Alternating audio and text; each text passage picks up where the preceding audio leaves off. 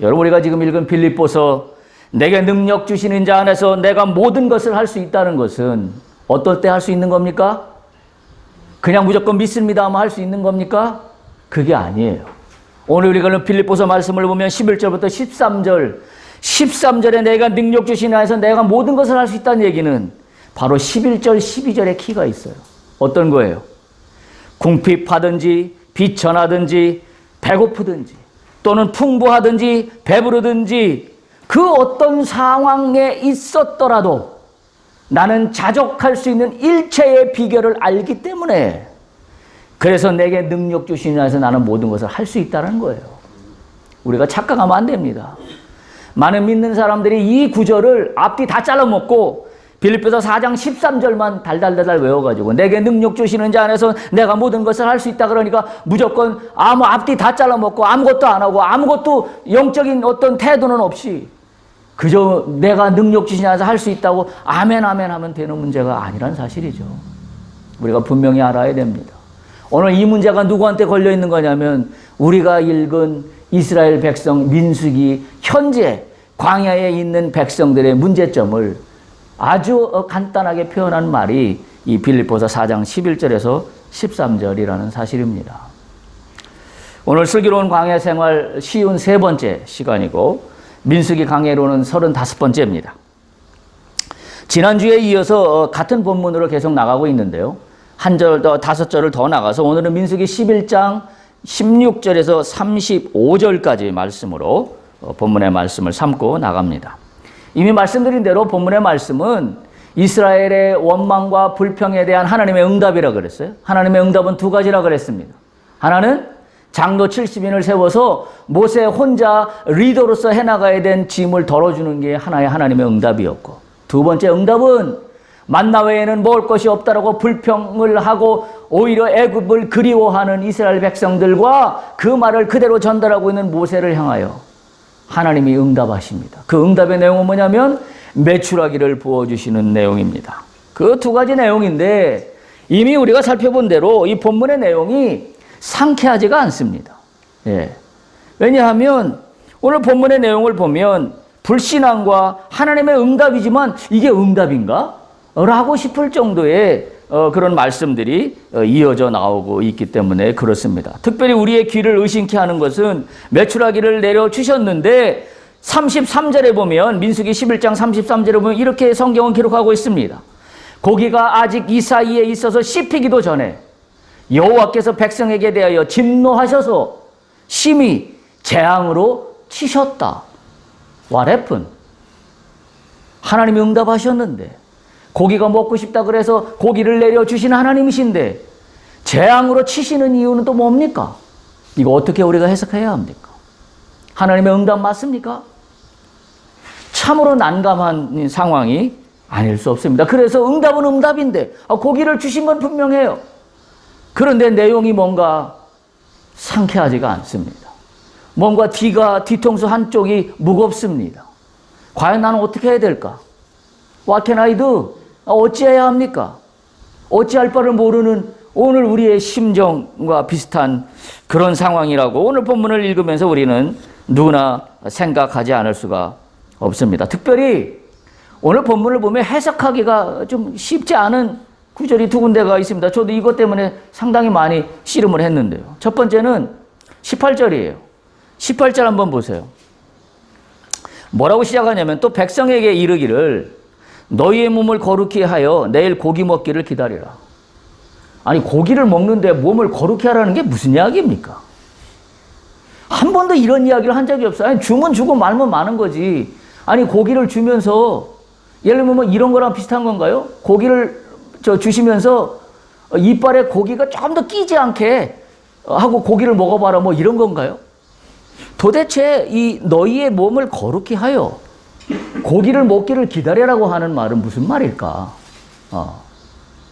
이것도 상당히 난해한 부분이고 또 한 가지 난해한 부분은 조금 아까 말씀드린 것처럼 고기를 주셨는데 하나님이 큰 재앙으로 치셔서 33절이죠. 그리고 34절에 보면 이들이 죽어요. 그래서 죽게 된 그곳 이름을 뭐라고 붙였냐면 기브롯 핫다와다 이렇게 이름을 붙였습니다. 그러니까 고기를 먹고 죽은 그곳, 이곳을 성경학자들은 뭐라고 해석했냐면 무덤이라고 해석을 해놨는데요. 이 죽은 이곳을 기브롯 핫다와다 이렇게 불렀다 하는 이야기입니다. 오늘 우리는 이 부분과 함께 우리가 오늘 이 문제를 해결할 수 있는 키워드는 지난번에 연속해서 말씀드린 오늘 설교의 제목과 마찬가지입니다.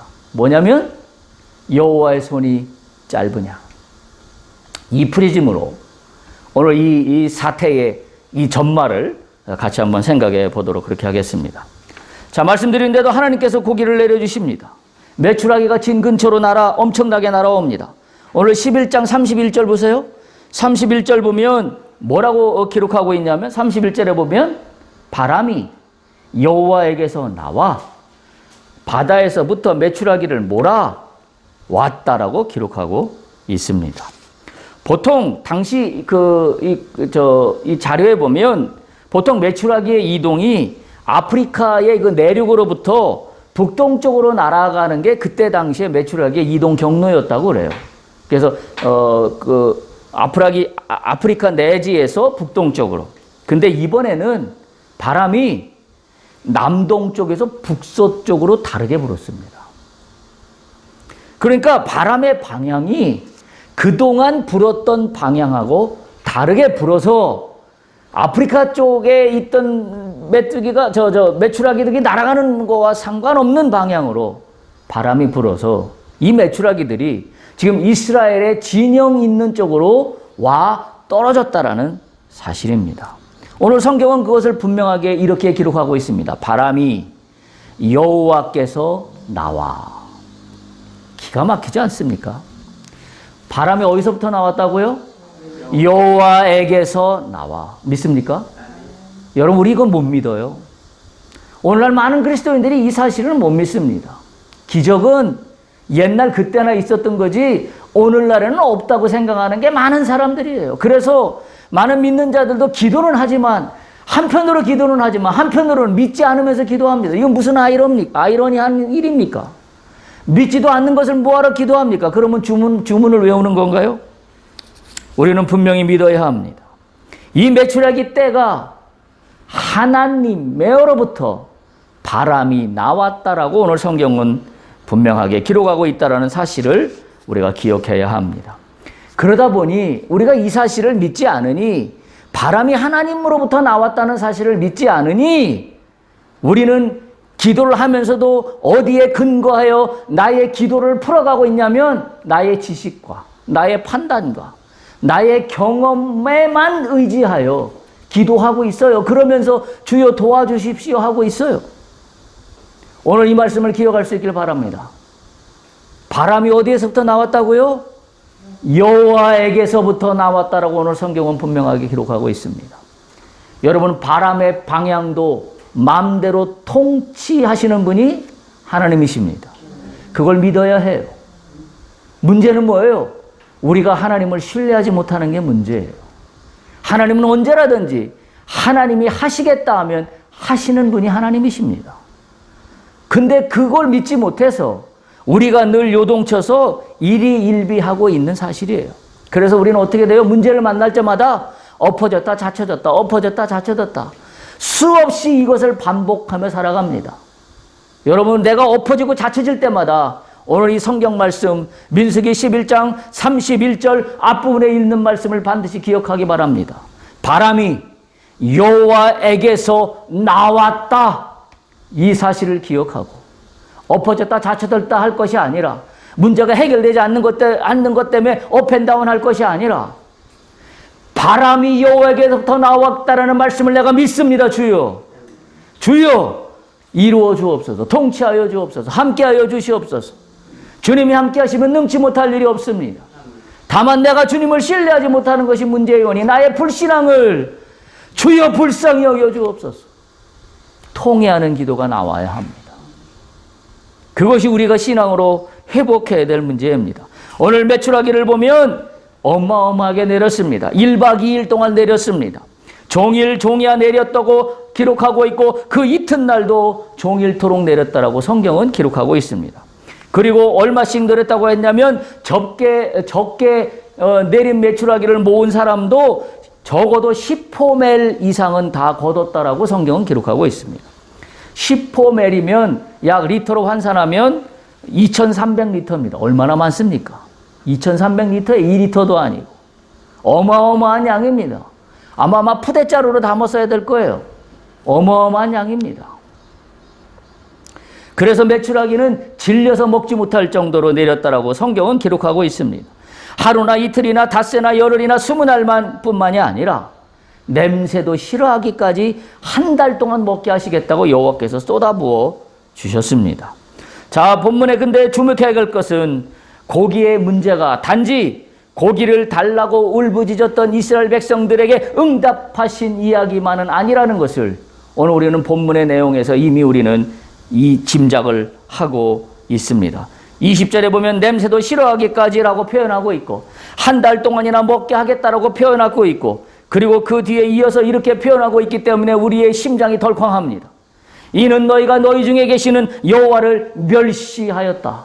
오늘 성경은 그렇게 기록하고 있습니다. 아니 한 달 동안 질려서 먹지 못할 정도로 메추라기를 쏟아부어 주셨는데 오늘 성경은 뭐라고 기록하고 있냐면 너희가 너희 중에 계시는 여호와를 멸시하였다라고 기록하고 있습니다. 오늘 본문의 원문의 의미를 보면 고기를 너무 많이 먹어 염증을 느낀다는 것을 르자라라는 그런 단어로 표현하고 있는데 이 단어가 어떤 의미를 갖고 있냐면 메스껍고 토하다라는 그런 의미를 갖고 있다라고 합니다. 그러니까 단지 한 달 동안 매일 먹을 수 있는 양을 충분히 주셨다 이런 게 아니라 한 달 동안 질리도록 먹어서 메스껍고 토할 정도라는 표현을 갖고 있는 원문의 뜻의 의미가 오늘 이 한 달 동안 주셨다라는 의미에 담고 있는 원문의 의미입니다. 더군다나 너희가 너희 중에 계시는 여호와를이라고 표현하고 있어요. 너희 중에 계시는 여호와. 하나님이 이스라엘 백성 한가운데 함께 계신다라는 사실을 분명히 강조하고 있습니다.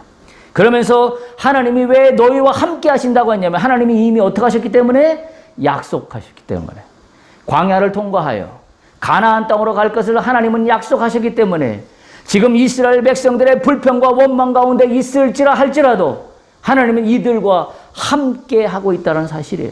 떠나가지 아니하시고 함께 하고 있습니다. 그런데 문제는 뭐냐면 너희가 너희 중에 계시는 여호와를 멸시하고라고 성경은 기록하고 있습니다. 멸시한 걸로 끝나지 않고 그 앞에서 울기까지 했다라고 성경은 이어서 기록하고 있습니다. 왜 울었을까요? 배고파서 울었을까요? 아니면 만나만 먹어서 고기가 먹고 싶어서 울었을까요? 아니에요. 단지 고기를 못 먹어서 울은 게 아닙니다. 이들이 하나님이 여호와를 멸시하였다라고 표현하고 있는 것은 이들이 고기를 없어서 이렇게 우는 이유는 뭐냐면 왜 내가 애굽에서 나와서 여기 와서 이 생고생인가? 그것 때문에 우는 거예요. 그것 때문에 우는 겁니다. 내가 왜 애굽에서 나왔던가? 그냥 애굽에서 노예로 있던지 말던지 실컷 먹고 있으면 될 것을. 우리 상황으로 볼까요? 우리는 예수를 믿음으로 말미암아 구원을 받아서 하나님의 자녀와 상속자가 되는 영생의 복을 얻었습니다. 그런데 우리는 문제를 만날 때마다 아니 어쩌면 이스라엘 백성들마다 애굽을 탈출하여 나왔는데도 불구하고 광야에 현재 내 삶이 있었다는 그 이유 하나만으로 우리는 애굽 때 화려했던 그 생활을 그리워합니다. 뭐가 다른가요? 이게 뭐라고요? 여호와를 멸시하는 겁니다. 예수를 안 믿었으면 상관이 없어요. 우리는 이미 우리의 입술로 고백했습니다. 주여 나를 받아주시고 나를 구원하시고 나에게 영생을 허락하신 주님을 찬양하나이다. 이제부터 내 주인은 주님입니다라고 분명히 고백했어요.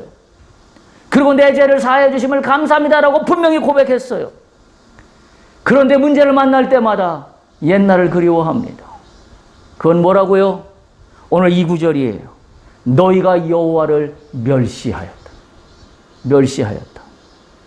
여러분 우리는 성경을 잘 알고 있습니다. 공적에 나는 사도 여호와의 뜻이 아니면 떨어지지 않는다 그랬습니다.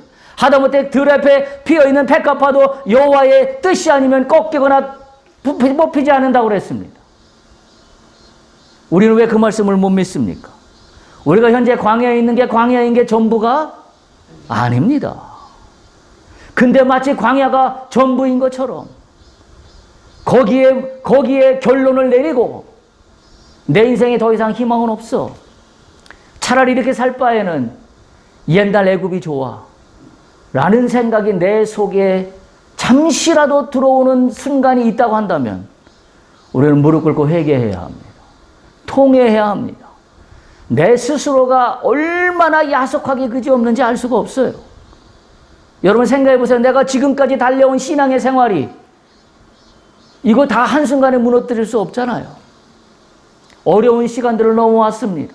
어려운 순간들을 넘어왔습니다. 고비를 넘어 또 고비를 넘어 또 모퉁이를 동화 모퉁이를 돌아 하나님이 뜻하시는 그곳을 향해 우리는 함께 걸어가고 있는 사람들입니다.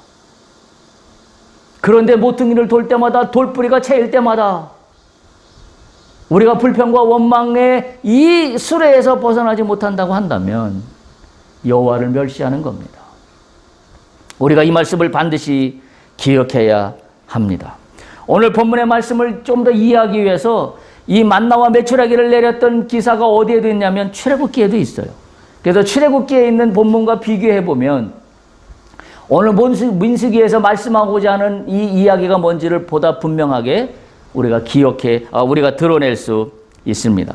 출애굽기 16장에 보면 이 기사가 나와 있는데요. 같이 보지는 않겠습니다. 제가 그냥 말씀으로만 전하겠습니다.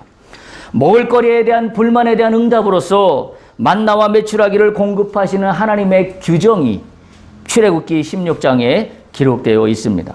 출애굽기 16장 2절에 보면 온 회중이 모세와 아론을 원망하는데 3절에 보면 이스라엘 자손이 그들에게 이르되 우리가 애굽 땅에서 고기가마 곁에 앉아있던 때와 떡을 배불리 먹었던 때에 여호와의 손에 죽었더라면 좋았을 것을 너희가 이 광야로 우리를 인도해 나서 우리를 죽게 하는구나라고 불평 원망합니다.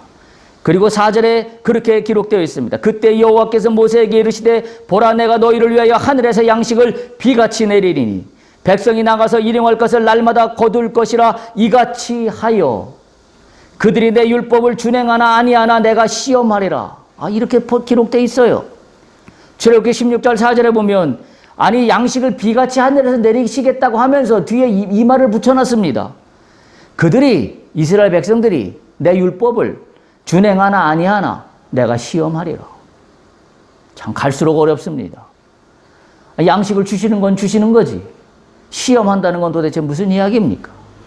오늘 이야기가 우리가 오늘 읽었던 말하자면 저거로 연결시킬 수 있는 겁니다. 고기를 먹는데 너희 몸을 거룩히 하여.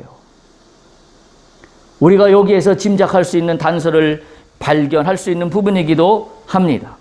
자, 그래서 완전히 이 하나님께서 말씀하시는 배경을 보면 이스라엘 백성들은 모세와 아론을 원망함으로 그들의 불신앙이 시작되었고 그리고 급기야 이는 애굽을 그리워하는 정도로 완전히 상황이 뒤집어지고 있는 이 상황을 표현하고 있습니다.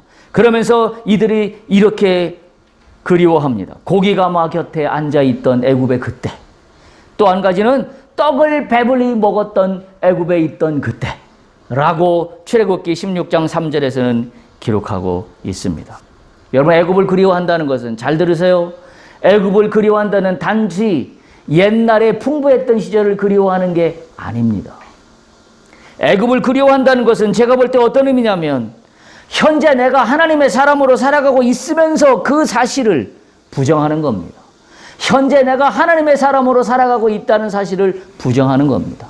나가서 뭘 부정하는 거냐면 하나님의 약속이 성취될 미래를 부정하는 겁니다. 그게 애굽을 그리워하는 거예요. 우리가 옛사람을 그리워하는 것은 내가 하나님의 사람으로 살아가는 현재를 부정하는 것뿐만이 아니라 하나님이 나를 통하여 이루어내실 미래의 사건을 부정하는 겁니다. 그래서 애굽을 그리워하는 것은 영적으로 볼 때 간단한 문제가 아니라는 사실입니다. 민수기에서 보면 오늘 민수기의 본문의 말씀으로 돌아오면 민수기 11장에 보면 만나에 대해서는 단지 만나만 그리워하는 것이 아니라 이 사람들이 생선과 수박과 부추와 파와 마늘도 그리워한다라고 기록하고 있는 걸 11장 5절에 발견합니다. 또한 고기에 대해서는 고기를 코에 넘쳐서 싫어하기까지라고 11장 20절에 기록하고 있고 고기가 아직 이 사이에 있을 정도로 씹히기 전에 라고 고기가 어마어마하게 많이 이들에게 있던 것을 기록하고 있습니다. 그런데 단지 많이 있다라는 것뿐만이 아니라 고기가 싫어하기까지라고 표현하고 있는 것과 이 사이에 씹히기도 전에 재앙으로 치셨다라는 말을 비추어 볼 때 단지 고기가 많다라는 문제만을 이해하고 있는 게 아닙니다. 따라서 민수기에서 이 양식의 문제와 아울러서 이야기하고 있는 것은 어디로부터 시작되었다고 이미 말씀드렸죠? 섞여 사는 인종들의 뭐로부터? 기억하시나요? 탐욕이에요. 섞여 사는 인종들의 탐욕이 이스라엘 백성들의 불평과 원망을 가져왔다 그랬어요. 그리고 그것이 모세의 불평과 원망으로 가져왔다고 말씀드렸습니다. 마찬가지로 민수기에서 지금 강조하고 있는 건 탐욕입니다. 탐욕의 문제예요. 따라서 하나님이 재앙을 내리셔서 치셨다라고 하는 부분은 어떻게 우리가 이해할 수 있냐면 이건 하나님이 심판하신다라고 볼 수도 있지만 하나님이 심판하신 게 아닙니다. 탐욕은 누구의 문제입니까? 우리의 문제예요. 따라서 탐욕이라는 프리즘으로 보면 우리는 우리 스스로 심판대 위에, 시험대 위에 올라간 겁니다. 잘 기억해야 합니다. 우리가 신앙생활하면서 하나님이 심판하신 게 아니에요. 우리가 어떤 일을 당해서 나에게 어떤 불가피한 일이 발생하면 하나님이 나를 치셨다라고 오해합니다. 아니에요. 어떤 문제예요? 내 스스로 시험대 위에 올라간 겁니다. 뭐 때문에? 탐욕 때문에. 오늘 이스라엘의 문제는 바로 여기에 있는 겁니다. 따라서 말씀드린 바와 같이 너희 몸을 거룩히 하여 고기를 내려주시겠다고 하는 이 본문은 우리는 어떻게 해석해야 되냐면 출애굽기 아까 살펴본 본문과 레위기에서 우리는 힌트를 얻을 수가 있어요. 레위기 22장을 보면 여러 가지 규정이 나오는데 특별히 거룩한 음식을 먹는 규정들이 나와요. 그걸 한마디로 뭐라고 그러죠? 정결예식이라 그럽니다. 구약에서의 정결예식은 매우 중요합니다. 특별히 이 정결예식은 구약 율법에서의 핵심입니다. 그래서 이 모세 율법에서 정결예식은 뭐와 해당한 거에 반대냐면 부정한 것이에요. 부정한 것과 반대되는 개념이 이 정결예식이에요. 따라서 부정한 것은 가까이 하지 말라고 구약 율법에 분명히 가르쳤어요. 자, 그래서 이 부정한 것과 가까이 하지 말라는 속뜻은 뭐냐면 하나님과의 관계입니다. 하나님과의 관계에서 부정한 것을 만지거나 먹은 사람이 거룩하신 하나님 앞에 나갈 수가 없는 게 구약에서 가르치고 있는 율법의 핵심이에요. 그렇잖아요. 자, 그렇다면 오늘 민수기 본문에서 이 메추라기를 먹는데 거룩한 몸을 가지고 메추라기를 먹으라고 말씀하시는 말씀의 그 이유는 뭐냐면 탐욕으로 먹지 말라라는 겁니다. 탐욕으로 먹는 건 어떤 거와 같은 거예요? 부정한 겁니다. 부정한 음식에 손을 대는 거와 마찬가지인 거예요. 탐욕으로 대하는 것은 곧 부정한 것이다라는 것을 우리가 유추해서 해석해 볼 수 있습니다. 특별히 우리가 공동번역에 보면 몸을 거룩히 하라고 한 부분을 공동번역에서는 뭐라고 해석하고 있냐면 몸을 깨끗이 하고 마음을 단정히 하여라고 치환해서 번역해 놓고 있습니다. 그걸 좀 더 깊이 들어가 보면 부정한 음식은 탐욕으로 먹는 것이 곧 부정한 거라는 것을 오늘 본문을 가르치고 있는 겁니다. 결국 메추라기를 먹되 거룩하게 먹으라는 것은 탐욕으로 대하지 말라라는 말과 똑같은 말입니다. 그래서 민수기 11장 34절에 보면 이렇게 기록하고 있어요. 그곳 이름을 기브롯 핫다와라 불렀으니 욕심을 낸 백성을 거기 장사함이었더라. 이렇게 오늘 성경이 기록하고 있어요. 욕심을 낸 백성, 욕심을 낸 것이 부정한 음식이 되었고 그 부정한 음식은 곧 하나님이 받으시는 음식이 아닌 거죠. 그러니까 오늘 이스라엘 백성들이 대한 이 음식의 문제는 단순한 음식의 문제가 아니라 탐욕으로 일관한 부정한 음식이었다는 사실을 우리가 기억할 수 있어야 합니다. 더군다나 모세는 이 탐욕으로 일관된 이스라엘 백성의 이와 같은 상황 속에 21절에 보면 이렇게 불을 지릅니다. 이 백성의 보행자가 60만 명이 온데 주의 말씀이 한 달 동안 고기를 주어 먹게 하겠다 하시오니 22절 그들을 위하여 양떼와 소떼를 잡은들 족하오리이까 바다에 묻은 고기를 모은들 족하겠습니까? 탐욕의 굴레에서 모세까지도 벗어나지 못하고 있는 것을 우리는 발견할 수 있습니다. 그래서 나온 말씀이 뭐예요? 23절로 가는 겁니다. 여호와의 손이 짧으냐? 여호와의 손이 짧으냐? 여호와의 손이 언제 짧았더냐? 라는 말씀으로 이어지고 있다는 사실을 분명히 기억해야 합니다. 오늘 우리는 이 본문의 말씀을 통하여 무엇을 알 수 있을까요? 하나님에 대한 불신앙과 같이 가는 놈이 있습니다. 불신앙과 동전 앞뒤로 똑같이 뒤집으면 나타나는 게 뭐냐? 그게 탐욕입니다. 불신앙과 탐욕은 함께 갑니다. 이들은 서로 필요천권 조건을 만족하게 합니다.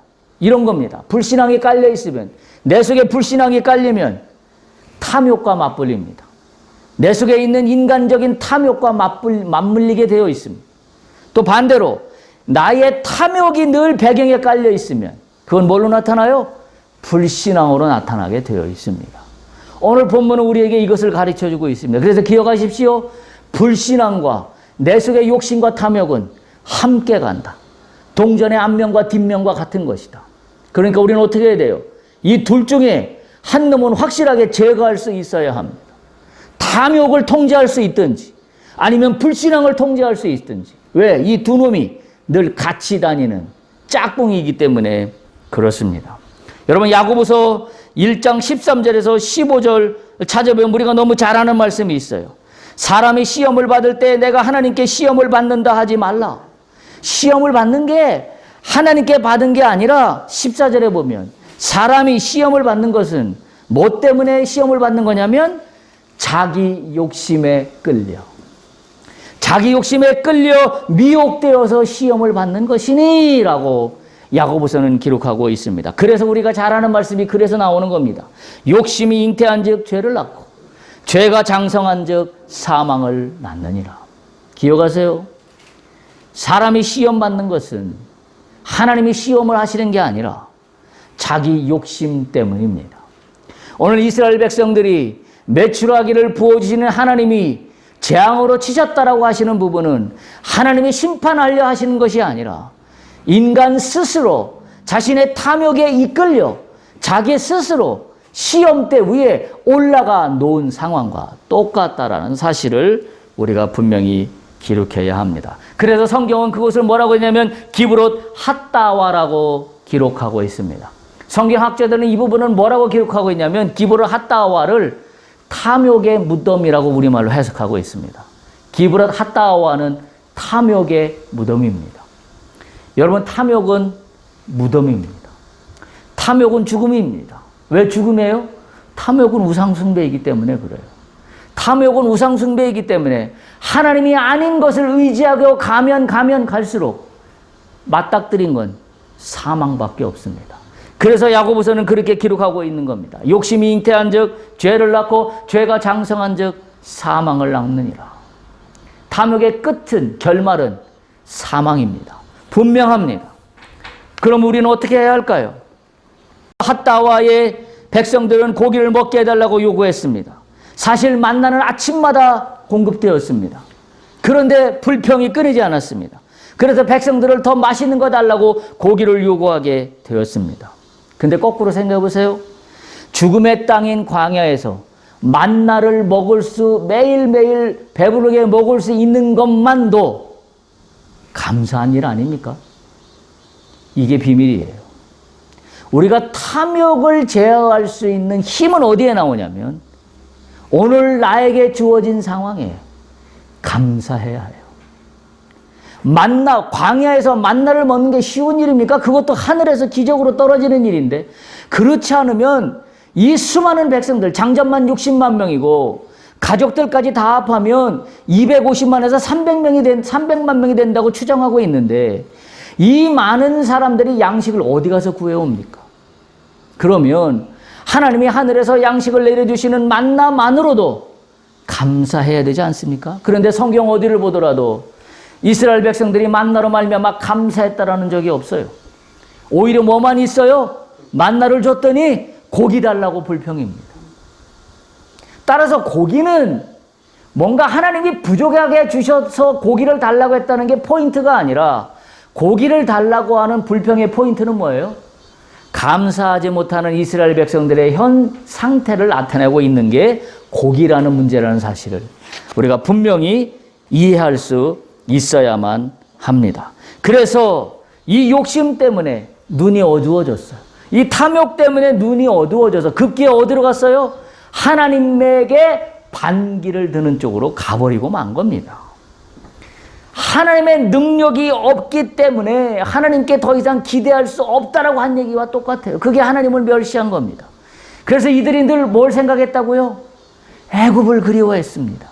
애굽 때가 좋았는데, 애굽에 부뚜막에 있었을 때가 좋았는데, 애굽의 푸죽간에 있었을 때가 좋았는데 라는 이야기를 계속하고 있다라는 사실입니다. 따라서 우리는 기억해야 합니다. 탐욕을 제어하는 방법은 첫 번째는 감사입니다. 여러분 상황이 어떻습니까? 하루하루 이제까지 주신 하나님의 복을 세워볼 수 있기를 축복합니다. 복을 세워봐야 합니다. 그래서 감사할 수 있어야 돼요. 감사할 수 있어야 나의 탐욕의 문제를 컨트롤할 수 있습니다. 탐욕은 하나님이 주신 게 아니에요. 탐욕은 내 스스로 부추겨서 내 스스로 시험대 위에 올라간다는 사실을 우리가 분명히 기억할 수 있어야 합니다. 감사를 잃어버릴 때 우리는 오히려 더 많은 것을 놓치게 된다는 사실을 기억해야 합니다. 감사를 잃어버리면 더 많은 것을 잃어버리게 됩니다. 자, 그러면 광야의 삶에서 탐욕을 제거하여서 감사함을 잃지 않을 수 있는 비결이 뭘까요? 그게 우리가 오늘 읽은 빌립보서 본문의 말씀이에요. 뭐예요? 자족하는 비결입니다. 자족하는 비결. 바울은 평생을 두고 씨름한 것이 바로 이 문제입니다. 탐욕을 다스리는 문제입니다. 나 스스로 만족하지 못하는 이 상황이 결국은 불신앙으로 가고 있다는 것을 바울은 깨달았기 때문에 바울은 이와 같은 고백을 하고 있는 겁니다. 그래서 빌립보서 4장 11절 13절 말씀처럼 내가 궁핍함으로 말하는 것이 아니니라. 어떠한 형편에든지 나는 자족하기를 배웠으니 나는 비천에 처할 줄도 알고 풍부에 처할 줄도 알고 모든 일 곧 배부른 일과 배고픔과 풍부와 궁핍에도 처할 줄 아는 일체의 비결을 배웠노라. 여러분 착각하지 마십시오. 자족하는 비결이라고 하면 많은 사람들이 어떻게 받아들이냐면 궁핍한 거를 만족하는 게 자족이라고 착각해요. 조금 준 거를 감사하는 것만이 자족이라고 이야기합니다. 착각이에요. 오해입니다. 여러분 자족이라는 건 뭐냐면 조금 줄 때도 자족이지만 많이 주는 것도 자족하는 겁니다. 그래서 오늘 바울은 이렇게 기록하고 있어요. 비천, 풍부, 배부름, 배고픔, 풍부, 궁핍 다 이 단어를 쓰면서 자족이라는 말로 하나로 모아가고 있습니다. 궁핍할 때도 자족할 수 있어야 되고 풍부할 때도 자족할 수 있어야 됩니다. 이게 비결이에요. 근데 인간은 어떤가요? 궁핍하면 불평 원망이 나옵니다. 풍부하면 어떻게 되든가요? 자족하든가요? 아닙니다. 욕심이 욕심을 더 플러스 알파가 됩니다. 그래서 끝없는 탐욕의 구렁텅이로 빠져버리고 말아요. 결국 뭐가 문제예요? 이게 못하니까 감사하지 못해요. 따라서 풍부할 때도 비천할 때도 배고플 때도 또는 배부를 때도 자족하는 비결이라는 이야기는 뭐예요? 감사란 이야기입니다. 이때도 감사, 저 때도 감사. 그래야 자족하는 비결입니다. 자, 그런데 오늘 바울은 아주 귀중한 단어를 쓰고 있습니다. 11절 맨 마지막에 보면 나는 자족하기를 어떻게 했다고요? 배웠다라고 기록하고 있습니다. 빌립보서 4장 11절 보면 내가 어떠한 형편에 있든지 자족하기를 배웠다. 12절도 마찬가지예요. 나는 일체의 비결을 배웠다. 여러분 이 단어를 잊지 않길 바랍니다. 신앙은 배우는 겁니다. 신앙은 배우는 거예요. 바울은 예수를 만나기 전과 예수를 만나는 후가 극적으로 달라진 사람입니다. 뭐가 달라진 거냐면 이걸로 한마디로 정리할 수 있어요. 바울은 예수를 만나기 전에는 끊임없는 명예와 끊임없는 권력을 쫓아갔던 사람이에요. 그 끊임없는 명예와 권력을 부추겼던 것은 종교적인 신념입니다. 율법적인 신념입니다. 그런데 예수를 만난 후에 바울은 이렇게 정리할 수 있어요. 자족하는 법을 배운 사람입니다. 누구로부터 배웠어요? 예수 그리스도로부터 배운 사람이에요. 그래서 바울은 끊임없이 예수를 쫓았던 사람입니다. 바울은 늘 자신이 죄인이라고 고백했습니다. 늘 죄수 중에 죄수라고, 괴수 중에 죄인 중에 으뜸이라고 자신을 고백했습니다. 그렇게 고백했던 이유는 뭐예요? 예수를 늘 배우는 자세에 있었기 때문에 그래요. 예수를 배웠다라는 사실이에요. 우리의 문제점은 뭡니까?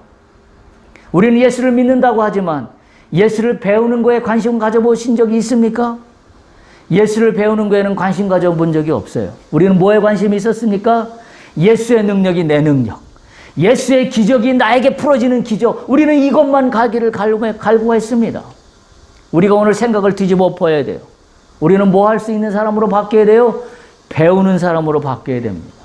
이 배운다는 것은 성경을 지식으로 배운다는 걸 의미하지 않아요. 바울이 한평생 배웠다라고 하는 건 뭘 배운 거예요? 예수의 삶을 쫓아간 겁니다. 예수의 삶처럼 살기를 쫓아간 거예요. 그게 배운 겁니다. 성경 한 구절을 더 배우고 단어를 더 하나 이해하고 신학적인 논리를 더 깨닫는 것이 배우는 게 아닙니다.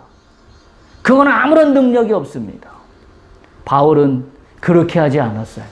그는 율법 학자였고 당대 최고에 가는 학자였지만 그는 그가 배우는 최고의 지식으로 자신의 종교를 설법하려고 하지 않았습니다. 그는 오히려 어떻게 한 사람이에요?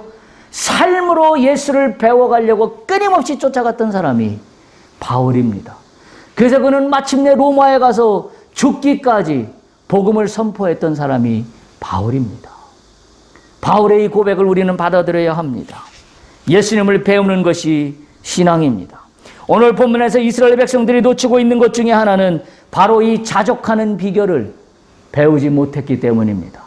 그리고 뭐만 배웠어요? 기적으로 베풀어 주시는 하나님만 바라보고 기적만 바라보고 있었던, 근데 그 기적만 바라봤던 것이 뭐만 양산했냐면 자신들의 탐욕만 부추기는 꼴로 되었다라고 한다면 오늘날 우리에게 주어지는 기적은 다른 편으로 해석하면 재앙입니다.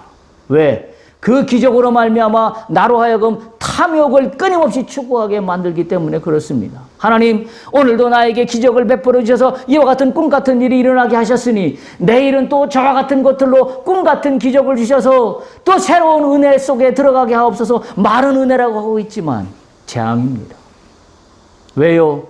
내가 베풀어 달라고 하는 기적의 그 뒷면은 나의 탐욕에 근거하고 있는 기적만 갈망하고 있기 때문에 그렇다라는 사실입니다. 우리가 기억해야 됩니다. 정리합니다. 탐욕은 반드시 무덤을 파고 맙니다. 그게 오늘 성경 말씀이 주는 교훈이에요. 탐욕은 죄를 낳게 되어 있고 죄는 곧 사망을 낳는다는 것이 오늘 결론입니다. 탐욕은 하나님과의 관계를 파괴시킵니다. 그래서 결국 뭐만 가져가요? 나 스스로를 시험대 위에 올려놓고 만다는 사실을 우리가 분명히 기억할 수 있어야 됩니다. 어떻게 해결할 수 있습니까? 어떻게 이 문제를 해결할 수 있습니까? 감사하십시오. 감사해야 합니다. 그리고 오늘 나에게 주어진 상황에 자족하는 비결을 배우십시오. 그때만이 오늘 이 광야의 상황을 기쁨으로 받아들일 수 있습니다. 그때만이 광야에서 부족하고 결핍한 것 때문에 내 속에서 늘 꿈틀거리고 있는 욕심과 탐욕의 문제를 제어할 수 있습니다.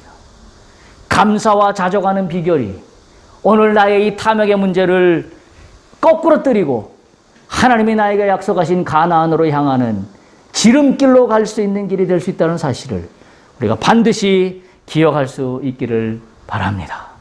여호와의 손은 짧지 않습니다. 할렐루야.